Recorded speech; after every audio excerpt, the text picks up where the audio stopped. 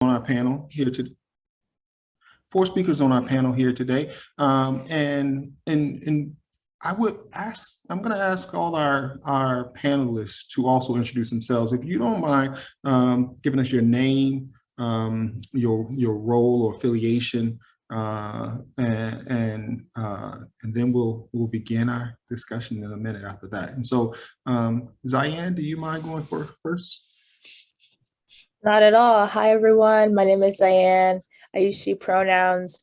I currently work with EdVestors as one of the Bloomberg Arts Alumni chairs. So very happy to be here and share my perspective with all of you, and also hear some great ideas in return. And Jana, do you mind going next? Hi, I'm Jana Sunkle, and I have the she, her pronouns also. And I am an elementary math coach at the Mather Elementary School in Boston Public Schools. Elementary school is pre-kindergarten all the way to 5th grade. And Bethany, do you mind going next? Good evening, everyone. My name is Bethany M. Allen. I use she, her pronouns. I'm the Director of Equitable Pathways in the Division of Equity Strategy and Opportunity Gaps for Boston Public Schools. Thanks. And our last panelist is Muadi, and please correct me if I'm saying your name incorrectly. It's Muadi. Muadi. Okay. Yeah. Hello. Hi, everybody. Hi, Zane.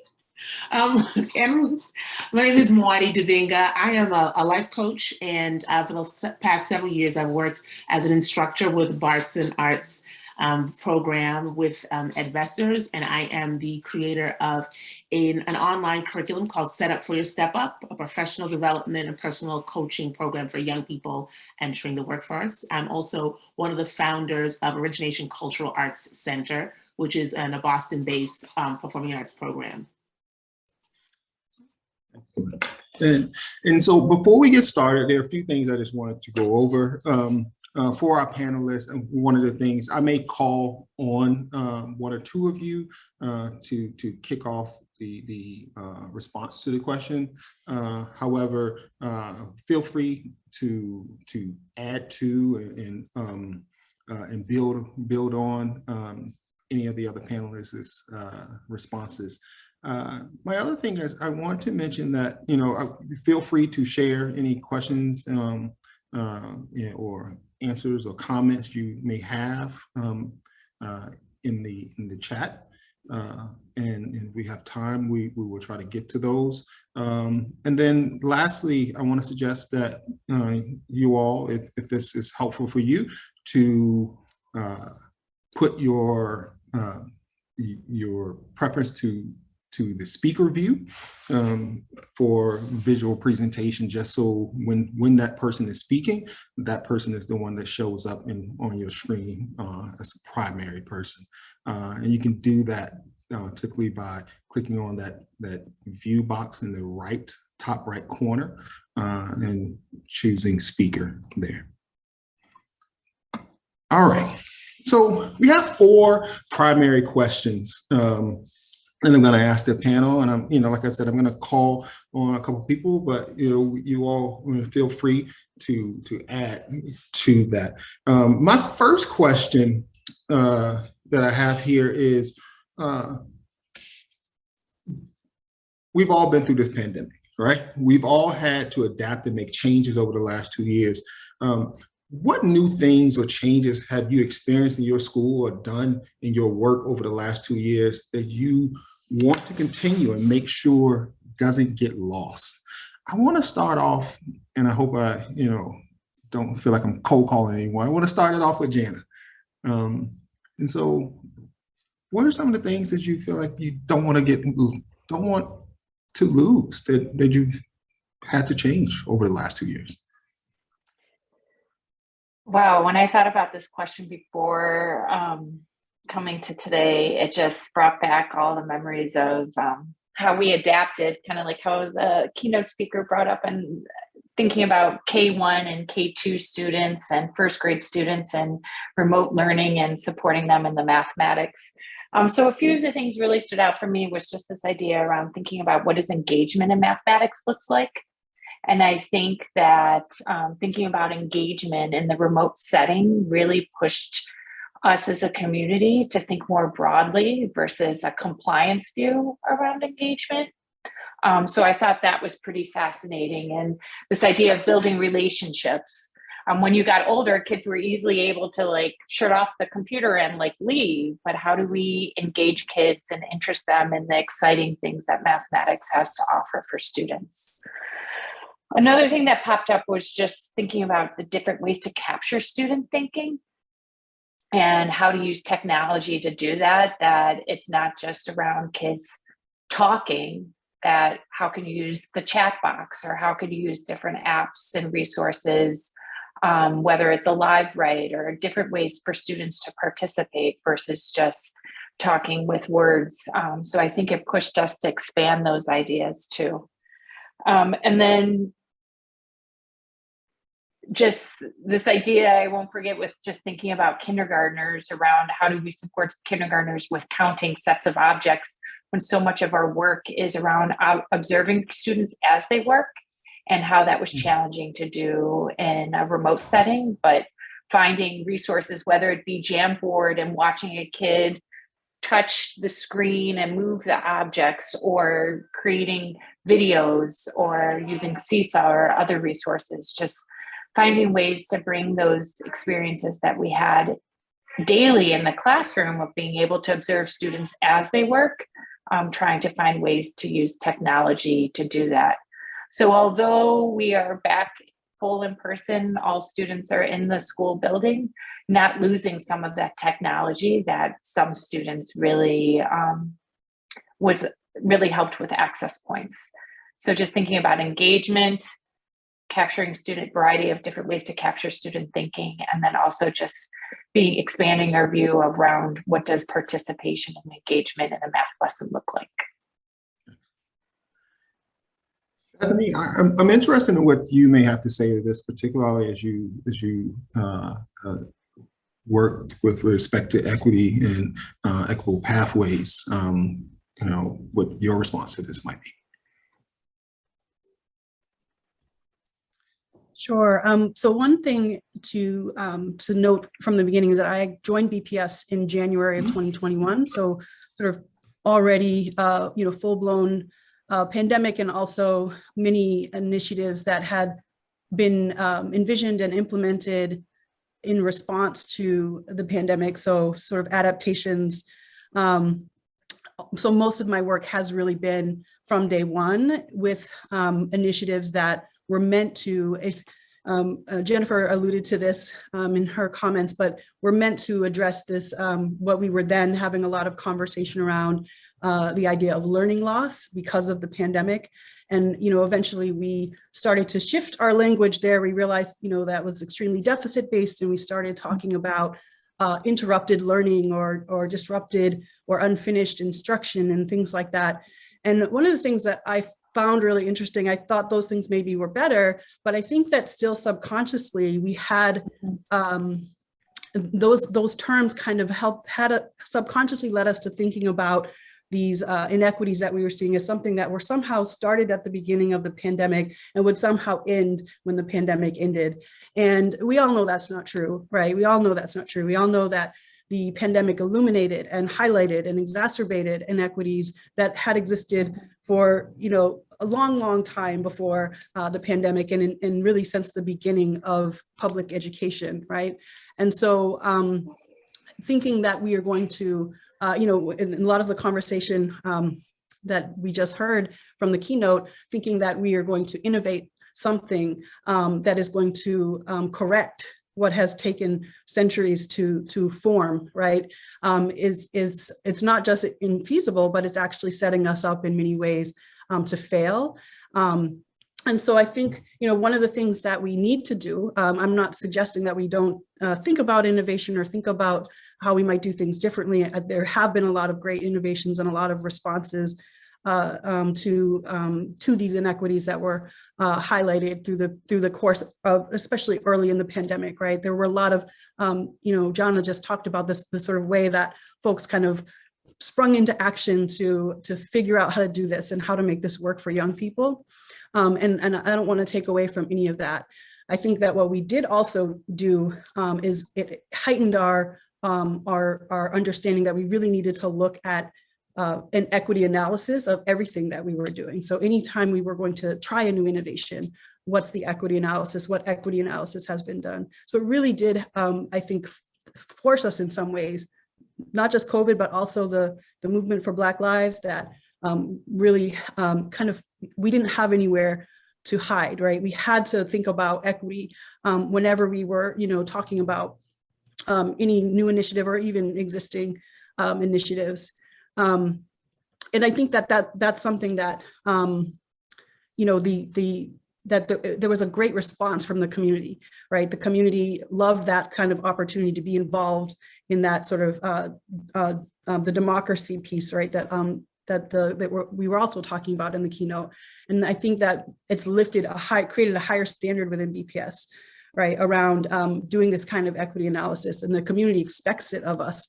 We don't always do it well. We don't always do it. Honestly, we don't always do it well, but there's a higher level of expectation that's going to happen, and that the community can hold us accountable for it. And that, I think, is something that is a real a benefit from this time that we've just been through and we continue to be in, that I hope doesn't go away. And I know the public is not gonna let up on us in this way as well. Nice. It sounds like it forced your hand in a good way. In a good way. It forced you to confront things head on in a good way, and realizing the power in doing that. Ziane or Muadi, do you have anything to add to that? You feel free. If you don't, no problem. I'm going to let Ziane go first. Oh, okay. Power move there. Ziane and I go way back. True that.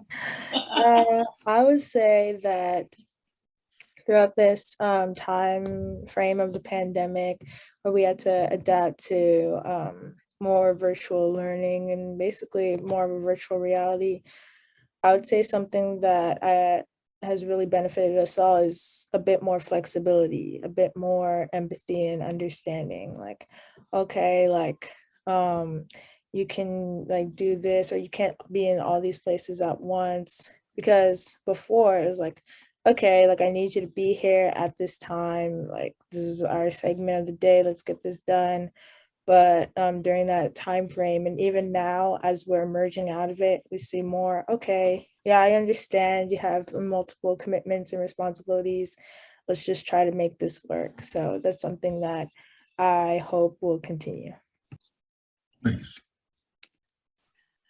The one thing that I would add from an arts education perspective at Origination, one of the things that we've always taught our young people was to focus on the process and not the end goal, right? And so education, whether it's in dance training or education in a traditional sense, it's not so much getting the degree, but it's who you become in the process of getting that degree. Because at the end of the day, circumstances may change where you may not be able to work in a particular field that you may have trained for, but the intellectual growth, the psychological growth, the emotional growth from going through that process sticks with you. One of the things that we saw during the pandemic was this sort of hopelessness, this sort of who cares factor among the young people. We can't go to prom. We can't go to this. We can't go to that. I can't get a job. My mother lost her job. My father lost his job. What is the value of even going through the motions of going to school? Why should I show up for school when we don't know how long we're going to be in this space? 2 summers ago, I think it was, correct me if I'm wrong, Ruth, we had one young person who says, I'm over it. I'm over it. And what we discovered through our conversation was that the psychological impact of this pandemic that we are still currently in, we haven't even begun to see the results in the young people. So one of the things that we have done at Origination over the last 30 years, and will continue to do, is to focus on the process part. We have an opportunity now, which I hope people grab onto, to heal ourselves of the illusion that any type of education will guarantee any type of success. And what we have to recognize is that who they become in the process of learning will give them the resilience to navigate any type of the ups and downs, the twists and turns. And so rather than being so goal-oriented, I've got to get this degree, I've got to go to this school, who am I becoming in the process of the learning right now? How is my mind shifting? Who am I meeting, right? And so what I'm hoping, we're doing this at Origination, but this is how we were raised, is that as we go forward, that we can let this be the generation that we stop giving them that checklist to-do list. Go to school, get married, all the things we say that you have to do, because for the last 2 years, you couldn't do any of it. And when I used to work at Roxbury Youth Works with juvenile detention, young people in juvenile detention, Miss Moani, why should I go to high school? Because I may not even live that long. Da, da, da. And I'm like, oh, if you get a good job, you'll be da, da, da. That's not true. So if we can hold on to this notion that it's not what you get, it's who you become in the process of getting the degree that has real value right now in this right now moment, we find that's a great motivator for the young people and the parents that we associate with. So one of the biggest blessings, and I hesitate to use the word blessing of the pandemic because we all know that it was hard, we all know that it was trash and we wish it didn't happen. It gives us an opportunity to shift our paradigm relative to what we tell children an education looks like and what it's for. We're not going to send you to college to get your MRS like they used to do back in the day. We're going to send you there so you can challenge your brain, so you can learn to think dialectically, so you can learn how to have it, and so you can navigate the twists and turns of life. And so that's what I'm hoping we'll hold on to, because at the end of the day, nothing is promised. But again, who you become, right? That can't be taken away from you. And it has long-term value, but immediate gratification can also be satisfied when you see that the value of that. So that's where we are now. And that's what I'm hoping that we hold on to. See a life coach coming out. I appreciate it. I really, really appreciate it. It sounds like one of the themes is really honing in and looking at things that we just simply didn't even pay attention to before the pandemic, and realizing that things have changed, and how might that impact us, how might it impact students, teachers, everyone moving forward in some respect. And my next question is, and so one of the things, the keynote speakers spoke about was what makes a good school, right? That's a long-standing debate, with respect to what makes a good school. There are more words here on the page, but I'm just going to pose it in kind of an open way in that sense. What does make a good school? What should we be paying attention to ensure is incorporated in every school to ensure that students have what they need? And I'm going to start with the student here, because I think that, one of the things that, when we ask what makes a good school, I think the voice that oftentimes that we need to pay attention to the most comes from students. And so, Ziane, I'll let you start this one off. Sure thing. So I graduated almost a year ago. It's crazy, but I was excited in the main room because I heard that the panelists or the podcast presenters were involved in MCIEA. And I actually worked with them last summer. I'm not sure if any of you are familiar with Peter Piazza, but I worked alongside him at the Center for Collaborative Education. And so my summer project was to basically tease out some of the issues at my alma mater, Boston Latin School, and assess, academic culture, racial culture, how that ties into how people interact with each other at school and in our communities and at large. And I think a lot of the times we're just speaking, we're like, there's so much emphasis on what Muadi said earlier, which is, go to school, get a degree, make sure our school looks good. Like, there are a lot of, boxes that we had to check off. I personally felt that pressure. A lot of other people did as well. So when looking at schools, and we talk about assessments, that we want to step away from them, we talk about, creativity, but a few summers ago, a few summers ago, when the pandemic first started, I was able to do just an independent little survey asking my peers, what's important to you? What do you think? Do you think homework's actually helping you? What do you think schools should improve on? And a lot of people mentioned mental health. We want more emphasis on mental health. We want it to be a space where students can, develop themselves and grow. A personal interest of mine is that I think that financial literacy should be mandated in schools. I think that's a big challenge that's really we're missing out on right now. But a whole list of ideas and solutions. One person mentioned a consortium where different schools you could take, like different high schools could be one consortium, and then like take classes at different schools. And obviously that requires funding and other resources. But I think the basis of my answer here is a good school should have resources that help students succeed in life, no matter what the obstacles they face in the long run.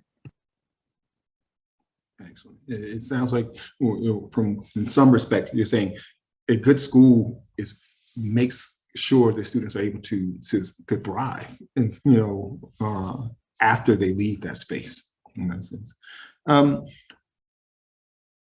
Bethany, I'm interested in what you may say about this as well. What makes a good school? And so first, I just love everything that has been said. What you actually just said about, one of the purposes of school being that you can thrive after you leave, but also while you're there, right? Right now, we need to create spaces in our schools where young people are thriving today, right?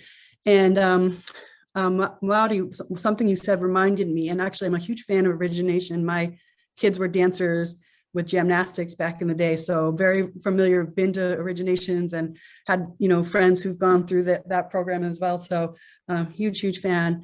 But one of the things you reminded me of is my son, who is, a young Black queer kid. He went to a school that he really loved. And after he graduated, he was reflecting on that school, and he said, this school didn't make me who I am, but it allowed other people to see me the way I saw myself. And for a young Black queer kid, that is a definition of freedom. That is a definition of, I don't have to hide. I can bring my authentic self into this space. And that's a definition of thriving as well, right? That I can be here and show up in all of my identity authentically without fear, and other people, not just other people accept that, right? Not just other people are okay with that, but other people embrace that. And other people are also, showing up as their full selves and are being seen. And, one of the things that, I think really, we're talking about the purpose of school, we are talking about a place where young people spend many years of their lives, right? A majority of their time and many years of their lives. It's a place where they are developing relationships with adults in their community, but also their peers. It's a place where they're figuring out who they are. And so we ought to be facilitating that. It shouldn't just be a byproduct of them being together, but we ought to be facilitating the ability of young people to form these ideas and understandings of who they are, what their values are, what is their purpose, what do I actually need to feel welcome in a community, right? Like those are all things that we should be cultivating. Those are things that we know how to cultivate. And we see, some schools do really a great job of cultivating. So it's not that, again, it's not like it's not that we don't know how to do this, but it's about, can we prioritize this? Is this more important? Is forming relationships more important? Or is creating spaces where young people can bring their authentic selves? Is it more important, or at least as valuable as a test or as homework, right? And so, I think I think those are the questions that, I love the fact that we were having a conversation in the keynote about what is the purpose of school, because I think we do have to have a conversation about that. We have to have, we have to hear all the voices about what is the purpose of school, what we hope young people will get out of school, and how we can create schools that aren't just places where young people can thrive, but really that are designed to serve the needs of the young people. Can I add one thing? I love everything that you said, Bethany. Like, I think that's 100% on point, and Ziane as well. And I think that, one of the things you said, Oren, I look at students, they're consumers, right? They're consumers. And if I'm going to the store and I'm buying a product, that product has to serve my needs. And at the same time, coming from a family of educators, and I can say this because I don't work for any school system, so nobody can fire me. These teachers, they need help. I mean, in the same way that we're looking at the mental, emotional support that's needed for young people and students to be able to thrive, right? Bethany, to use your term, which I agree with. I look at my brother, for example, who's only taught in the Boston Public Schools for the entirety of his career, along with his wife, Mary Thomas, who's an advocate and teaches at Boston Latin Academy. I come from a family of teachers, and I don't know how we expect individuals to give what they're not given. How do we expect? You can't do that. You can't do that in your personal life, and you can't do it in the professional setting, right? So we want teachers who inspire our young people, who can give them all of these things, but are teachers given the same license to be inspired? Do they come into a space where they feel valued? Do they come into a space where we treat engineers and we treat attorneys and all these high profile jobs with so much reverence, but we have people who are responsible for shaping the young minds, and they don't get the same support. They don't get the same respect. And I think it's an impossible task to expect somebody to give onto somebody else something that they are not giving themselves. So if I'm seen as a cog in a wheel, or if I don't feel valued, I don't feel respected, I don't feel that I can bring my whole true authentic self into this space as a teacher, what am I going to give a young person? Right? There's that reciprocity, that synergy that doesn't happen. And I think that needs to be an important part of the conversation as well, because we need to do better by our teachers, because how are they going to serve if Mary Thomas, she's my sister-in-law. Hey, Janet Anderson. I know we shouldn't be in the chat, but somebody said that. No, you're fine. Oh, okay. But yeah, it's an abomination how they're treated, particularly with all the resources that they should be given. So we can't expect from others or expect them to give what they don't have and what they're not given. So I think that has to be part of the conversation. You make me think. Absolutely. I'm sorry, go ahead. No, I just was saying 100%. That's actually a huge part of my work, is working with educators around the same stuff. So I really appreciate that.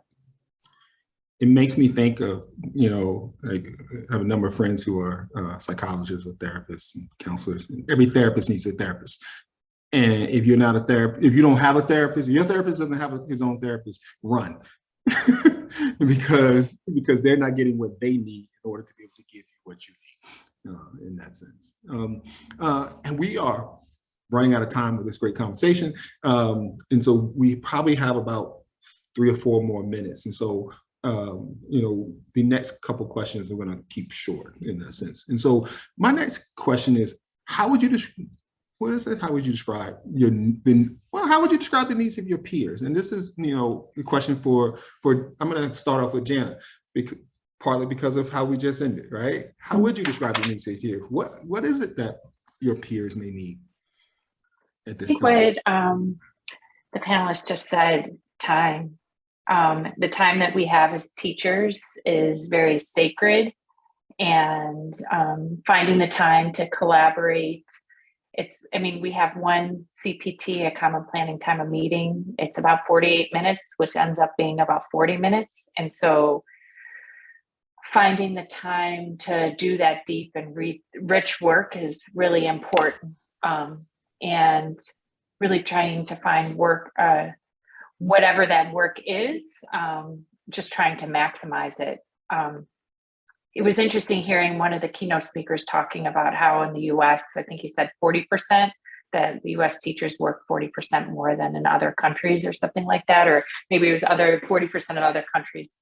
So anyway, just just made me think about the work that's happening in other places in the world and how teachers have the time to come together for a long structured time. I mean, it was interesting during COVID, we had Wednesday afternoons when we were remote, Wednesday afternoons where we would be professional development, and it provided us 4 hours of uninterrupted time for us each week to come together to do work, and it wasn't interrupted by things happening in the classroom or the announcements or other things that were happening in the school building, because we were all in each other's homes. But it was it provided time for us to go deep in the work and support each other. Whereas now when we're in it, it's sometimes hard to lose that, to find those opportunities to come together as teachers. So I think time and resources for us. Because we only have about 45 more seconds, I'm going to do a quick whip around with this next question. This is, what are you optimistic about? What are you excited about? I'm going to start with you, Ziane. So give you maybe 5-10 seconds. I'm excited about the new energy we have. Excellent. I'm going to go to you, Muadi. I'm excited about the power of young people to bring about real transformation in this country, as they have always done historically. Excellent. And Jana? And we're here talking as a group and really thinking about how can we expand our ideas around why we're in school. Excellent. And Bethany? Yes, 2 seconds. No. Okay.